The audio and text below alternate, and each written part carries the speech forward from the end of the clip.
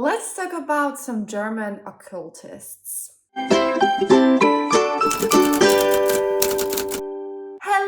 fellow book nerds. This is Gabby, and today we're talking Silver Nitrate by Silvia Moreno-Garcia. Newest release from the author. If you don't know, I'm a massive fan. I have a whole vlog. I read every single one of her releases. I've been trying to keep up to date with new releases. I'm yet to read Signal to Noise, but this isn't a reprint of a book. This is a brand new book. Reprinting is something she's been doing quite recently because some of her older books have gotten way more popular, so they're having their moment. But Silver Nitrate, brand new book, not a reprint, so I thought we need to come and talk about it. So I was so excited to pick it up because the book is kind of a is it gothic? I don't know. It's a slow suspense horror novel about I think 90s Mexico. So we follow two main characters. It's dual POV. So we have Montserrat, who is a woman in her 30s, I believe. She is a sound editor. So this is a super competitive, very male-dominated field, but she's the best in her field, but she's having trouble finding work. And then we follow Tristan, who used to be a soap opera star, but then he got in a car accident, which kind of left him with a scar, but that's not really why he's not acting anymore. It's more to do with the fact that his girlfriend that was in the car with him got killed, and he kind of got blamed for the whole thing. So we have those two who have been best friends since childhood, since day one.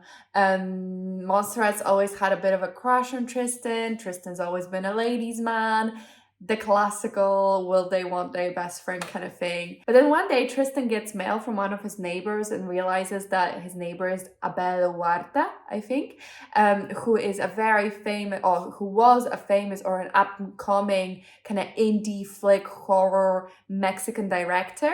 That made really popular movies early on in his career, and then a movie which I think is called Beyond the Yellow Door. And a movie he was directing never got finished, and then he's never produced anything again. And it's been, I think, about 30-something years since that happened. A big portion of the crew on that movie, or like a main, I guess, contributor to the movie, was a Natzi occultist who was really into the occult and kind of thought that by making this movie he could bring like power and influence to everyone involved, mainly himself. When he died before the movie was completed, the movie stopped, halted. Abel thinks that he's been cursed, and the reason the movie never was finished was of that. So he asked Montserrat and Tristan to help him finish the movie and turned his bad luck around and help themselves in the process. So like I said, it's a more of a suspense horror where you really get into it with time and the suspense builds and the horror elements build. So let's talk about the details. Let's talk about whether I liked it. What is it? Another Mexican house or another... What's that newest one that I didn't like? Velvet Was the Night? Something like that. Which one was it? Let's start off with writing. I mean, this is Silvia Moreno-Garcia, so I don't have to say too much beyond it was really good. I feel like it was very evocative. It definitely took you along for the journey and gave you the spooks. There's not that much like very horrific things, I guess, happening. This book isn't like that type of horror where you're just like subjected to terrible images, but there's definitely a lot of interesting usage of words, and I think it was so clever how there's almost a book within a book, but we don't read those excerpts or anything like that, but the content of that book is conveyed to us, and the whole thing is around magic systems and the occult. And I think the author did a really good job of like using symbols and different runes and kind of different types of languages to really convey the meaning. And I think the whole thing was really well written because it really gave you that feeling of going down the spiral of things just spinning out of control. We kind of start slow and then really, really build up to the eventual kind of meat of the book, I would say. World. I would say that this had really, really, really good world building because it is all shrouded in mystery. It is all a little bit of a question mark. You really discover the magic system, what's real, what isn't, kind of as you go along. And I really like that. I like that it was us finding out those clues and digging for them with the main characters. That was done very effectively. And overall, I find the world building super interesting. It's kind of the elites, or who's perceived to be elite, having access to magic. But is it even magic? Is it real? I think all of that was done super interestingly. I don't want to like say too much because there is so much intricacies with this magic system, and it's clear that the author really researched it a lot, and a lot of it is kind of left up to you to decide what you think, and I really enjoyed that. I think that was all done very well, and I really enjoyed the world of this book. In terms of plot, like I said, a very building suspense. So I think in the beginning, it kind of felt just ordinary. There was no inkling of the supernatural. You kind of just went along with the story, and I was interested the whole time, but it wasn't like this, big occultist meltdown or whatever. There's no cloak and dagger in the beginning of secret societies.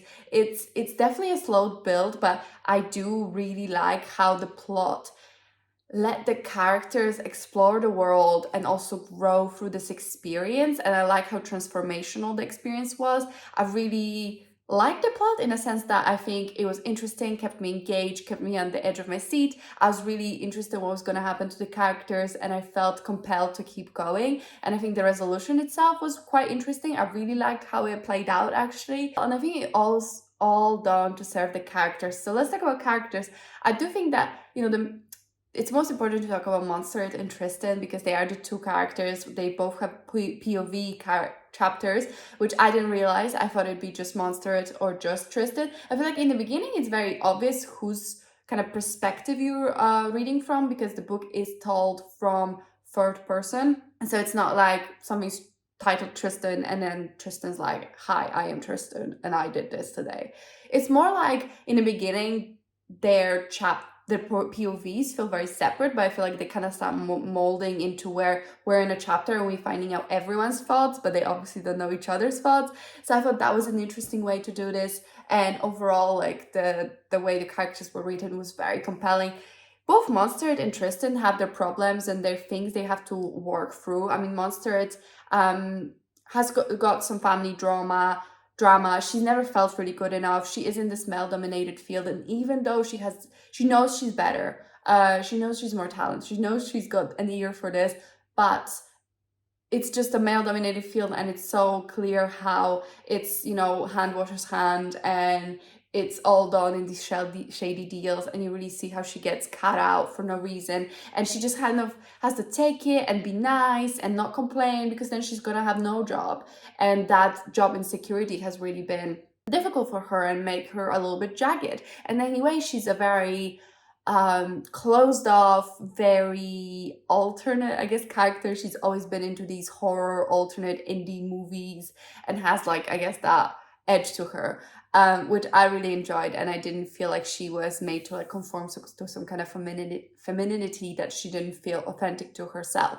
So I really like that. And then Tristan, on the other hand, has the whole trauma of his girlfriend dying while he was in a car, and kind of the public scrutiny that came with that. And he's a bit of a coward. I think that's his whole arc, is becoming less of a coward. And I think their relationship was super interesting because they have known each other for so long, and it started as a puppy love, I guess, for Montserrat at least, and it kind of molded into this codependent relationship where whenever Tristan needs her, he'll come crawling back, but whenever he doesn't, she doesn't hear from him for months. So it's getting that relationship to a resolution, either a healthy one or breaking off of the relationship. I'm not going to tell you which one it was, but it was an interesting journey to see how those people got there. And I felt like they had so many years of history. You really feel that. This is not, one of those best friends since childhood, but you feel like they don't even know each other. These are people that know each other so intimately and so deeply.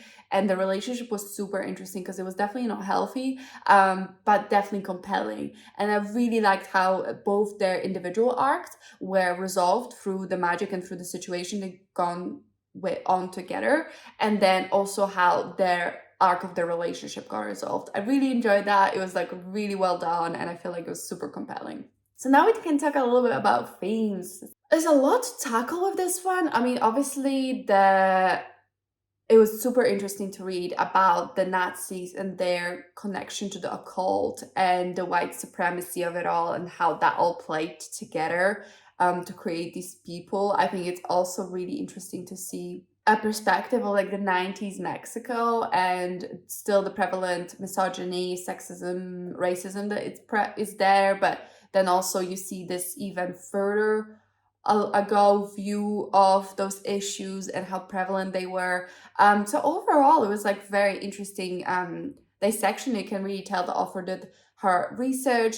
She said that she read up a lot on Nazi ideology, the occultists, because this was like a real thing. Apparently, a lot of Nazis were occultists. They already ruled the world.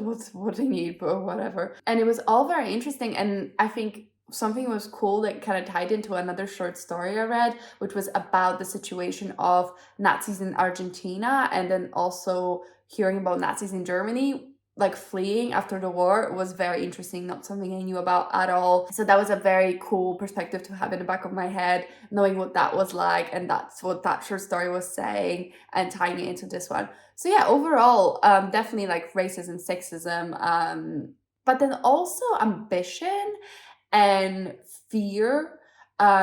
It's kind of like that doing quote, fear is the mind killer. I feel like this was explored in this one.